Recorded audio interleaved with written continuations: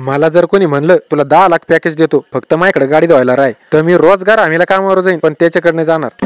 आता विषय येऊ नये का मला या कामाचा अपमान वाटतो, पण मला या कामाचा तेवढा कटाळा आहे. आणि आज तेच झालं. पप्पांनी मला दोन्ही डिस्कवर आणि पल्सर धुवायला सांगितले आणि मी छापके साथ म्हटलो ना पप्पा मला वावरातले काम सांगा पण हे नको. आणि मग पप्पा हळूच म्हणली ठीक आहे तेवढं खोडव्याच्या रानात 2 एकर रोटा मारून. हे ऐकल्यावर फॅन्ड्री मधल्या जब्याला काळी चिमणी सापडल्यावर जेवढा आनंद व्हावा तेवढा मी खुश झालो.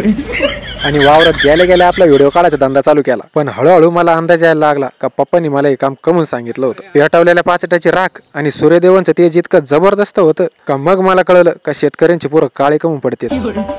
पण बिचारे सावलीत जर राहिले ना 4च दिवस बुट घातल्यावर पाया जसे गोरे होतेत का तसे गोरे होते. त्याच्यामुळे माझ्या आजचा लुक इग्नोर करा आणि मला फॉलो करून टाका. पण माझ्या अवतार पाहूनच मला कन्फर्म झालं पप्पा शेवटी पप्पाच राहतेत.